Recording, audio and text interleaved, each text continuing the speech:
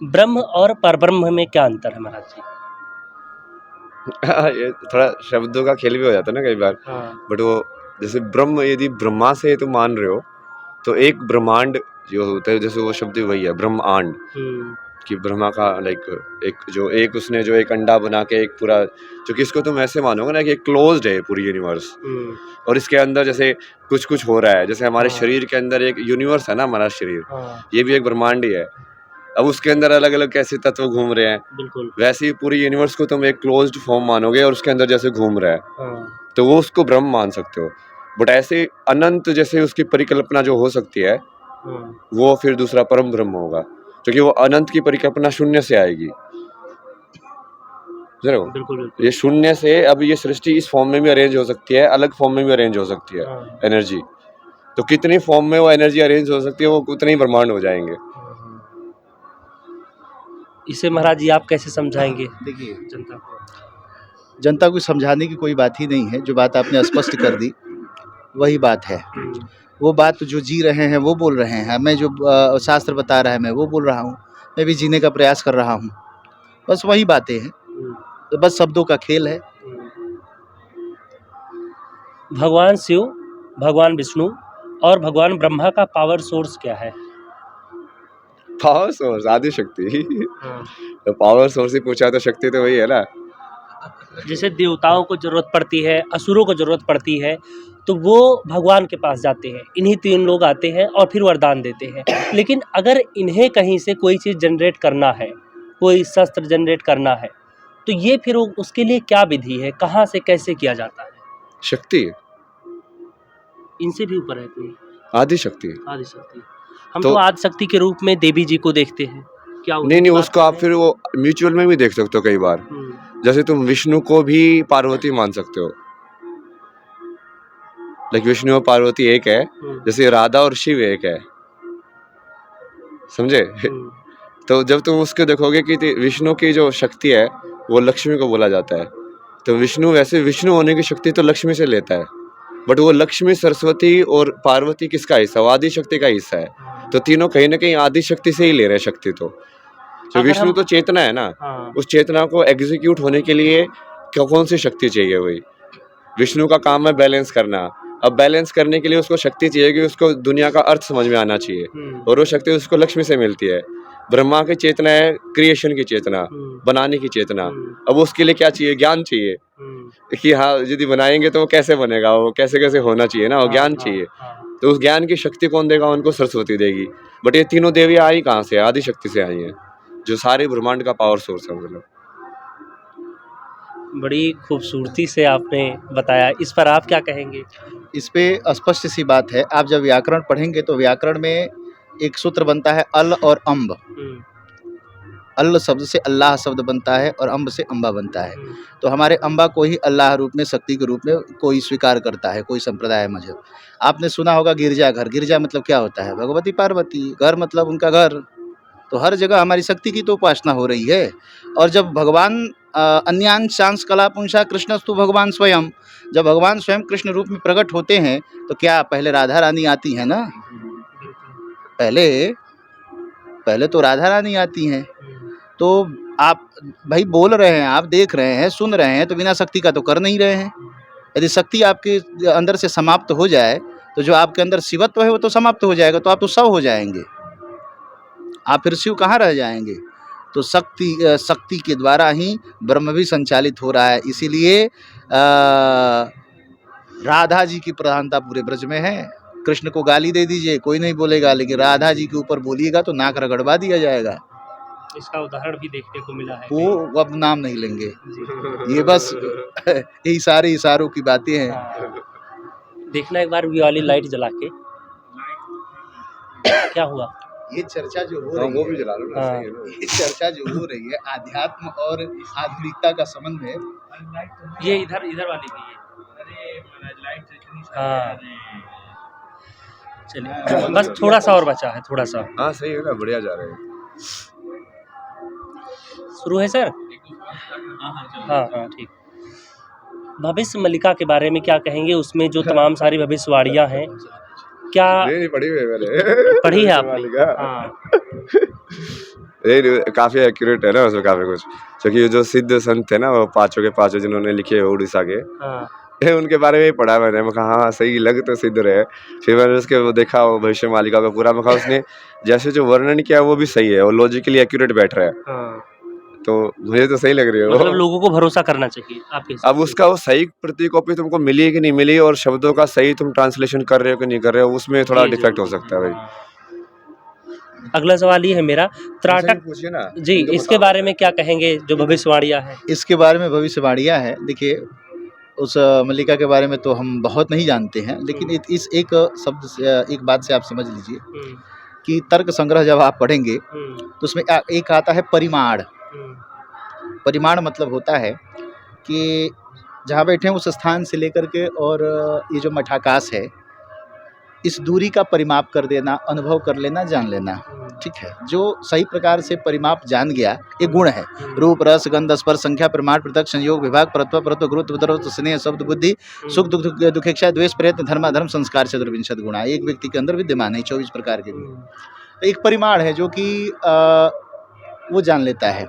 तो कोई सही निर्णय कर ले रहा है कि नहीं ये 2.5 मीटर होगा, तो आपने जब माप किया तो 2.5 मीटर आया। फिर से किसी ने दूरी नाप ली कि इतनी दूरी है और सही में आप परिमाण जब निकाल रहे हैं तो वहीं आ रहा है। कई जगह आपने देखा कि इसके बताई हुई बातें सत्य हो रही है।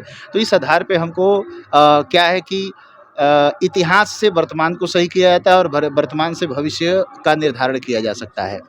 तो फलित क्या करता है कि वो ऐतिहासिक तथ्यों के आधार पे वर्तमान की स्थिति को स्पष्ट करता है और वर्तमान के आधार पे ही क्या होता है कि हम भविष्य का निर्धारण यानी कि ये कह सकते हैं महाराज जी कि जो उसमें लिखा हुआ है, जो महाराज जी ने कहा कि आपको सही कॉपी मिलती है कि नहीं और अर्थ आपको सही समझ आए, तो उसी हिसाब से फिर वो चीज़ें सही होंगी। अच्छा, अगला मेरा सवाल ये है, ये जो त्राटक ध्यान है, इसके बारे में क्या कहें? कुछ लोग कहते हैं कि पेंसिल की नोक को देखना चाहिए, कुछ लोग कहते हैं पेंडुलम, और भी जितने भी प्रकार बताए जाते हैं। बहुत सारे है ना, जैसे नाक को देखने वाला भी है, हुँ, बट वो ध्यान तो ध्यान ही है ना। वो सिद्धियाँ हो सकता है कि सिद्धियाँ के रास्ते अलग अलग तुमको वो अलग अलग मिल जाए, बट तुम्हारा उस वो तो इंटरेस्ट होना ही नहीं चाहिए ना, तुम्हारा इंटरेस्ट तो शून्य होना चाहिए। हुँ। तो ध्यान को बस विधि को देखो ना। इसे कब और कहाँ इस्तेमाल करना चाहिए? किस लिए? मतलब एग्जैक्टली लाइक आप पूछोगे तब समझ में आएगा ना, मतलब कि आप किस चीज़ का ध्यान की बात कर रहे हो, जैसे लाइक कुछ पेंसिल लोग को देखने हाँ, वाला। पेंसिल, कुछ लोग कहते हैं कि दीपक को जला के और दूर रख दिया जाए हाँ और उसकी रोशनी पर आपका ध्यान होना चाहिए, आस-पास क्या चीज़ें हैं आपको पता ही ना चले। हाँ वो भी है, जैसे कुछ कई बार फिर उसके अंदर और भी बताते हैं ना कि वो रोशनी के अंदर फिर एक और रोशनी देखो, फिर उसके अंदर एक और रोशनी देखो। हाँ, तो उसकी टेक्निक्स तो बहुत सारी हैं ऐसी अलग अलग ना। अब उससे सब जो ध्यान की टेक्निक है वो हाँ, और गहरा जाने की है, वो बाहर से आप गहरा जा रहे हो, बाहर को उस रोशनी को देख के आप पूरा उसको स्थिर करके धारणा बना के हाँ। और फिर उसी को लाइक और अंदर जा रहे हो और अंदर जा रहे हो। हुँ, जैसे वो ट्रांसडेंटल मेडिटेशन बोलते हैं ना, हुँ। उसके अंदर भी वही होता है, लाइक पहले एक बड़ा सर्कल, फिर एक छोटा सर्कल, फिर एक छोटा सर्कल, फिर एक छोटा सर्कल, फिर एक छोटा सर्कल। हुँ, तो वही करना है, वो बाहर से भी कर सकते हो, अंदर से भी कर सकते हो। हुँ। इस पर महाराज जी आप क्या कहेंगे? इस विषय पे एक चीज़ है कि योगस् चित्तवृत्ति निरोधः, चित्तवृत्ति का निरोध कर लेना, रोक देना, हुँ, यही योग है। हुँ, जब आप किसी चीज़ को देखते हैं तो आप 100% तक उसके ऊपर ध्यान केंद्रित नहीं कर पाते हैं, ठीक है। तो कोई भी चीज़ अभ्यास से ही संभव है। तो हम क्या करते हैं, दीपक जला लेते हैं और दीपक के जब उस ज्योति को देखना प्रारंभ कर देते हैं तो हमारी आंखें भटकने लगती है, मन भी भटकने लगता है, कभी इधर जाता है, कभी उधर जाता है, फिर भी बलात् ज़बरदस्ती हम उसके ऊपर आकर्षित करते हैं। और वो प्रयास करते हम क्या होता है कि उस बिंदु को देखने लगते हैं, उस बिंदु के अंदर एक बिंदु का दर्शन करने लगते हैं, उसके अंदर एक बिंदु का दर्शन करने लगते हैं। वो उसका दर्शन नहीं कर रहे हैं बल्कि अपनी चित्तवृत्ति का निरोध कर रहे हैं। और यही ब्रह्म को एक अभी मैंने बात कहा कि दुनिया को जीतने वाला वीर होता है, अपने आप को जीतने वाला महावीर होता है, जो हनुमान थे, जितेंद्रियम बुद्धिमताम वरिष्ठम। तो ये चीज़ें अपने आप को जीतने के लिए है, हुँ, योग अपने आप को जीतने के लिए है। जब अपने आप को जीत लेंगे ना तो पूरे ब्रह्मांड को जीत लेंगे। 2 बच्चे से थे, एक मैं छोटा सा उदाहरण दे रहा हूँ, 2 लड़के थे, ये दोनों के अंदर समाज के कल्याण की भावना थी। तो एक घर से निकला और लगा गाँव में सफाई करने, फिर सबका भला करने लगा, है ना। और एक क्या किया कि खूब पढ़ाई करने लगा बाबा जी की तरफ, खूब अध्ययन किया और IIT मुंबई में एडमिशन ले लिया। तो जो गांव में सेवा कर रहा था वो गांव तक सीमित हो गया, जो IAS अधिकारी बन गया वो नीति आयोग का अध्यक्ष बन गया, वो नई नई नीतियाँ ला करके पूरे भारत का कल्याण करने लगा। तो अब आप बताएं, जो अपना पहले कल्याण किया वो पूरे जगत का कल्याण, पूरे भारत का कल्याण कर रहा है, कि जो पहले से ही समाज का कल्याण करने लगा वो श्रेष्ठ है। दोनों में आप उठाएंगे तो यही श्रेष्ठ है जो पहले अपने आप का कल्याण किया है। तो पहले हम सुधरेंगे जग सुधरेगा। पहले हम सुधरते नहीं है, दुनिया को सुधारने चलते हैं। तो ये योग की जो जितनी प्रक्रिया है अपने आप को सुधार। हम कहते हैं कि तुम अच्छे नहीं हो, तो एक उंगली तो तुम्हें कह रही है, लेकिन 3 किसको कह रही है कि तुम तो पहले देखो तुम क्या हो, तुम तो सुधरो। महाराज जी आखिरी सवाल है मेरा। वैसे सवाल तो बहुत सारे हैं लेकिन समय चूंकि कम है। यूनिवर्स जो एक्सपेंड हो रहा है वो कौन कर रहा है, और क्या यूनिवर्स पे किसी का कंट्रोल है? यूनिवर्स किस चीज़ को बोल रहे हो ना तुम, वही है ना, जैसे हम तुम फिजिकल यूनिवर्स की बात कर रहे हो, ऐसे ही तुम बोल सकते हो कि तुम्हारा मन का जो ब्रह्मांड है वो एक्सपेंड कर रहा है कि नहीं कर रहा है। तो जैसे इंसान के वैसे भी देख सकते हैं ना कि इंसान ने पहले कभी पहिया बनाया था, फिर उसने और नई चीज़ बनाई, फिर और नई चीज़ बनाई, तो उसका मन का जो अंतरिक्ष है वो भी तो बढ़ रहा है। जैसे जैसे यूनिवर्स का तुम फिजिकल में देख रहे हो कि वो बढ़ रहा है, बट उसके मन की चेतना का अंतरिक्ष भी तो मानव का कितने इतिहास के अंदर बढ़ा है पूरा का पूरा। तो कैसे बढ़ने की बात कर रहे हो, वही आध्यात्मिकता के अंदर जो है ना वो वही है। आप ऑब्जेक्टिव एंगल से उस चीज़ को देख रहे हो तो अलग हो जाता है। जब सब्जेक्टिव एंगल से देखने लग जाओ चेतना के हिसाब से, तो फिर बढ़ना घटना ही हट जाएगा एक टाइप के बाद। तो इस हिसाब से तो ऑब्जेक्टिव एंगल से देखें तब तो कंट्रोल है उस पे हाँ, मानव का, लेकिन अगर दूसरे वाले एंगल से देखें तो उस पे किसका कंट्रोल है फिर?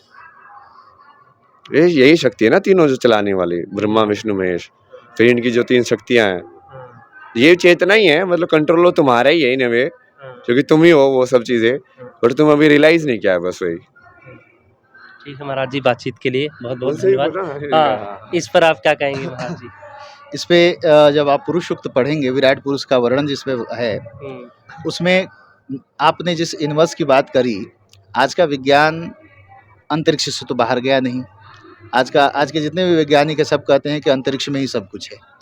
लेकिन जब आप वेदों को उठा करके देखेंगे तो उसमें वर्णन है, नाभ्या आशीदंतरिक्ष गुंसी षडोर द्यौः समवर्तत, जिसका नाभि प्रदेश ही अंतरिक्ष है। हम एक विशाल बरगद के वृक्ष के एक बीज है छोटे से, तो उस बीज के अंदर भी पूरा वृक्ष छुपा हुआ है। आपके अंदर भी पूरा ब्रह्मांड छुपा है। ब्रह्मांड को जानने के पहले अपने आप को जाने, पूरा ब्रह्मांड का रहस्य आप जान जाएंगे। तेअतिष्ठ 10 अंगुलम, 10 अंगुल मात्र में जिस प्रकार आत्मा निवास करती है और पूरे शरीर पर नियंत्रण करती है, बिना कारण का तो कोई कार्य होता नहीं, बिना कर्ता का तो कोई कार्य होता नहीं है। तो पूरी पृथ्वी घूम रही है, सूर्य भी अपने सौरमंडल के साथ घूम रहा है, पूरे ग्रह घूम रहे हैं, पूरा ब्रह्मांड घूम रहा है, तो उसको तो घुमाने वाला कोई होगा। यही तो रास है, महारास है। हम जितनी आत्माएं हैं स्त्रीलिंग में बनती है और परमात्मा पुल्लिंग है। यही आत्मा और परमात्मा के साथ रमण करना ही तो महारास है। हम लोग महारास को दूसरे एंगल से देख रहे हैं। हमारे अंदर में रक्त कणिकाओं में हृदय का स्पंदन करना और रक्त कणिकाओं में रक्त का प्रवाह होना, यही तो महारास है। महारास आपके अंदर बंद हो जाए तो आप जीवित रहेंगे? आप अपने घर से चल करके यहाँ पे आए हैं तो महाराज ही चल करके आए हैं, नाच ही रहे ना, जन्म और मृत्यु से नाच रहे हैं, अपने घर से नाच रहे हैं, गृहस्थी से नाच रहे हैं, पूरी प्रकृति नाच रही है। यही तो नृत्य है, यही तो महारास है। और महारास बंद हो जाए तो खत्म, तो है परमात्मा जो सबको नियंत्रित कर रहा है। बहुत सुंदर महाराज जी। तो फिलहाल दोस्तों इस वीडियो में इतना ही, और अगली बार जो हमारी चर्चा होगी वो शुरुआत जो होगी इस सवाल के साथ होगी कि क्या पृथ्वी शेषनाग के सिर पर टिकी हुई है।